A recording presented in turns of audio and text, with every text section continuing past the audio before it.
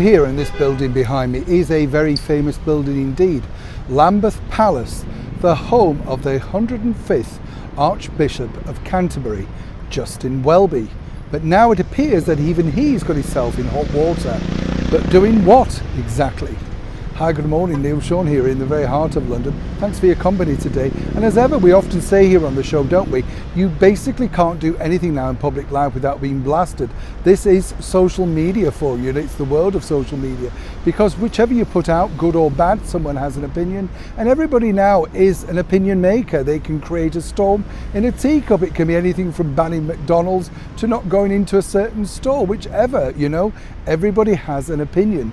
But for this particular gentleman, the Archbishop of Canterbury, you would have thought there may have been a little bit more respect, but seemingly not. And this all really centres on his remarks moving into the political waters.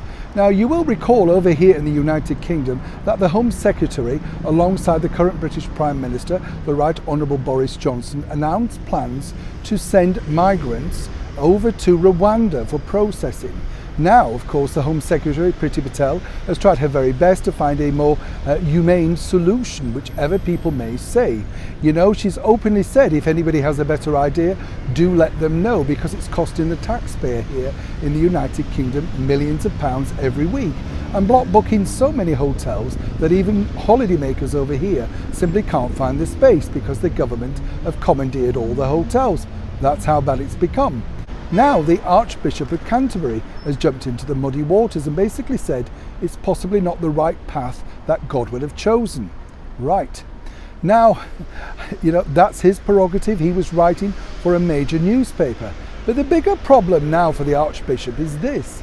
Lots of people decided, well, we see that you have a very big house there at Lambeth Palace with lots of rooms, lots of gardens, lots of space. How many immigrants, migrants are you putting up in Lambeth Palace? So consequently, this hasn't gone down well with the officials behind me here. Now, we did ask for an opinion. We asked if someone would like to come on camera. Sadly, nobody was very forthcoming. In fact, I could say they were rather rude. But nonetheless, you have to give a fair and balanced approach.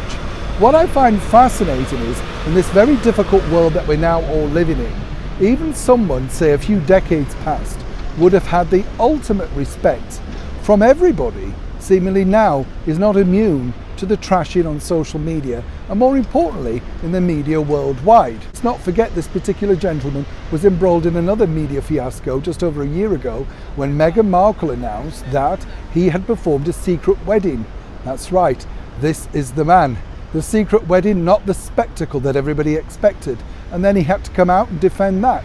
So of course he's used to sort of media storms, but this one seemingly doesn't look like it's going to go away. And this time around, it's simply not playing in his favour. Neil Sean, Lambeth Palace, London.